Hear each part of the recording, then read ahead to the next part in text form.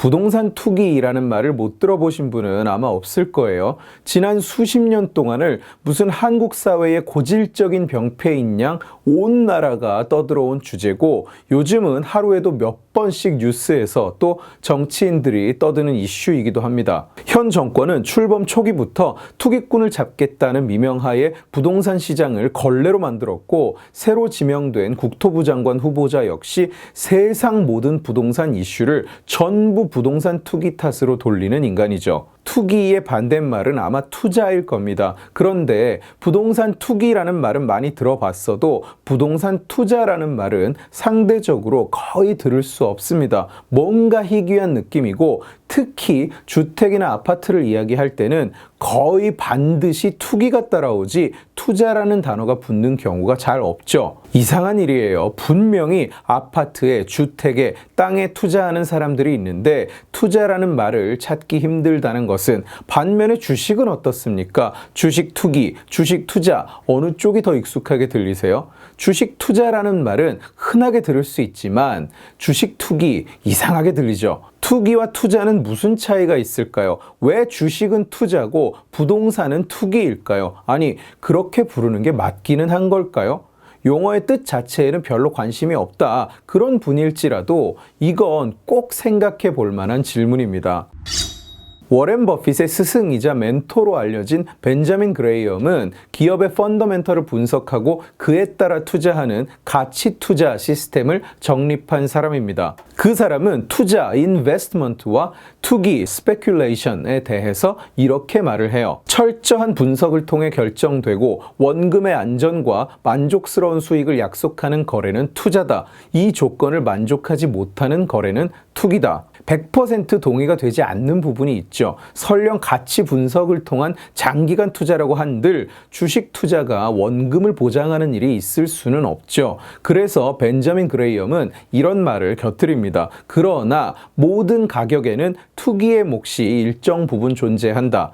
어떤 대상의 가격이 단지 내재 가치만으로 결정되지 않는다는 뜻이에요. 투기와 투자의 차이에 대해서 검색해 보신 분들은 아시겠지만, 이 사람을 인용한 것이든 그렇지 않든 간에 대부분의 투자와 투기의 구분은 이런 내용을 담고 있어요. 투자는 투자 대상과 거시경제 요소에 대한 분석을 바탕으로 하며 5년에서 7년 정도의 장기간에 걸쳐 하고, 위험이 적으며 수익이 안정적이다. 반면에 투기는 가격 변동에 대한 예측을 기반으로 하며 단기간에 수익을 회수하고 위험이 크다. 투기에 부정적인 뉘앙스를 좀 부여하기도 합니다. 투자는 충분한 정보를 바탕으로 하며 투기는 정보가 부족한 상태에서 결정한다. 뭐 이런 식의. 그런데 두 가지 중요한 사실이 있어요. 첫째는 투기와 투자의 구분은 칼로 자른 것처럼 명확하게 되는 것이 아니라는 겁니다. 정보가 충분한지 아닌지, 기간이 긴지 짧은지, 변동성이 큰지 작은지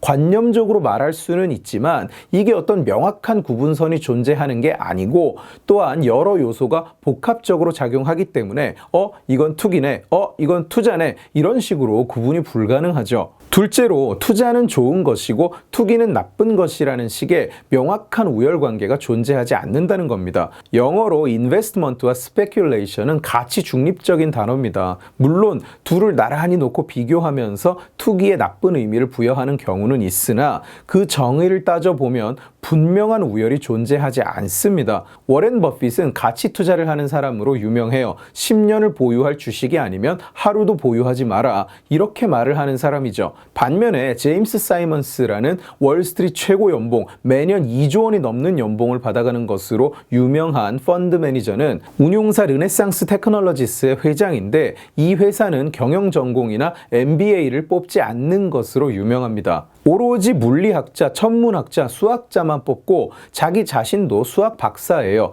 이 사람은 데이터의 수학적 분석을 통해서 말 그대로 천문학적인 수익을 내고 있는 사람입니다. 1998년도에 대표 펀드를 시작한 이래 연평균 수익률이 66%라고 하니까 정말 기적에 가까운 수익률이죠. 경영학 전문가를 뽑지 않고 대신 숫자 전문가들을 기용한다는 말은 기업의 기본적 분석에 별로 노력을 기울이지 않고 대신 가격 변동을 예측해서 의사결정을 내린다는 뜻입니다. 앞서 말씀드린 구분법에 따르면 당연한 말이지만 제가 만들어낸 구분 요소가 아닙니다.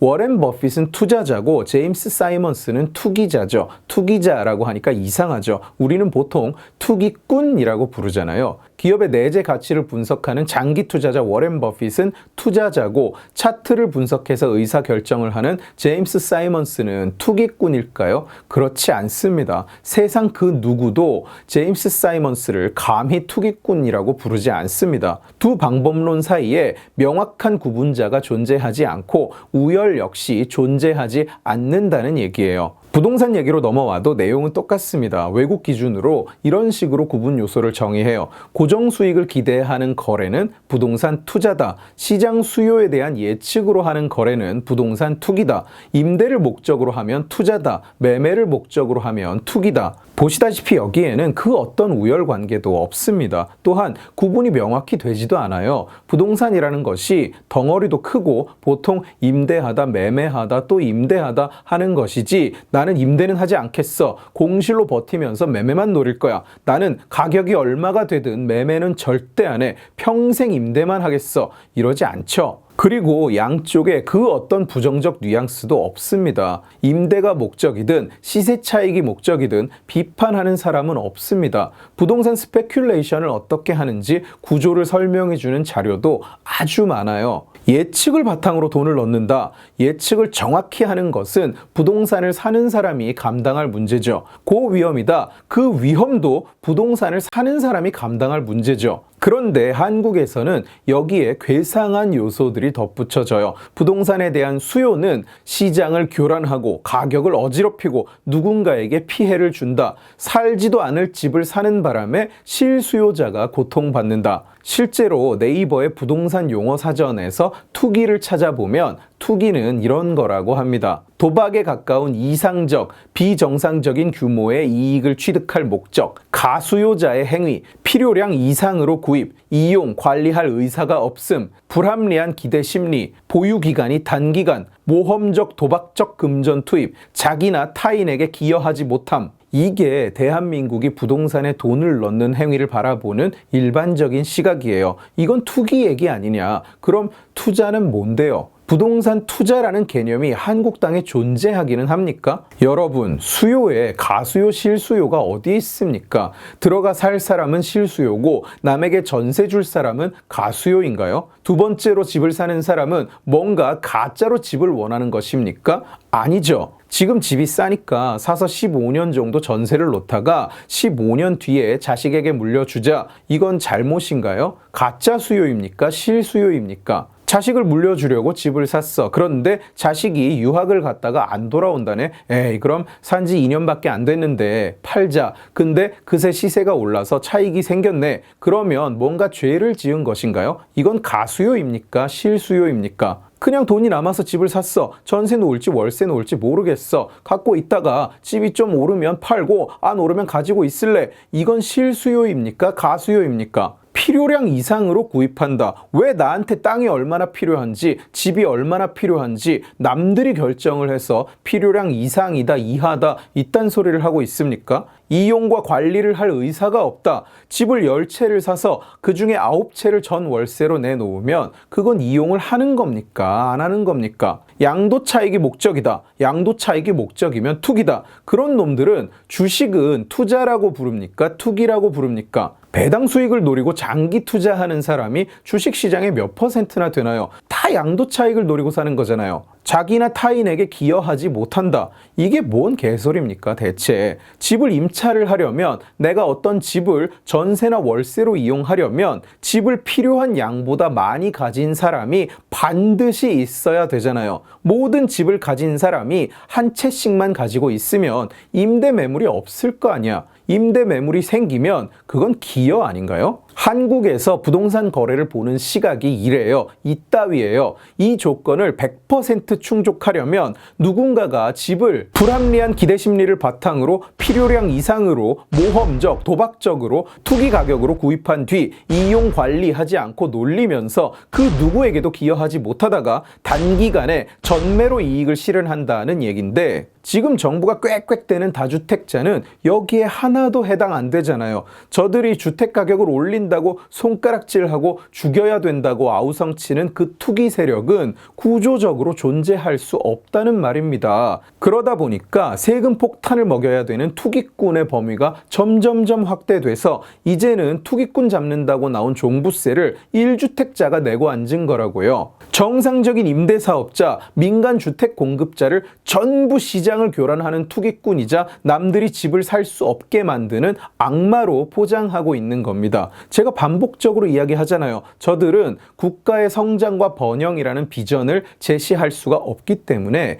단 하나뿐인 유일한 집권 전략이 국민을 편가르게 해서 더 작은 집단에 분노를 쏟아내게 하는 거라고. 그래서 부동산 투기라는 괴물을 그림으로 그려놓고 국민들에게 소리치는 거예요. 여러분, 바로 저 괴물이 여러분의 집을 먹어버렸습니다. 저 괴물을 죽이면 뱃속에서 싸고 좋은 집이 콸콸콸 흘러나옵니다. 여러분의 표를 나에게 주세요. 내가 그 괴물을 죽이겠습니다. 자기가 그린 거면서. 그 괴물, 그리고 그 그림 괴물을 죽일 권력을 그들에게 쥐어주면 어떻게 될까요? 온 국민이 그놈들의 세입자가 되는 겁니다. 지금 이미 상당히 진행됐으니까 예측하기 어려운 결말도 아니죠.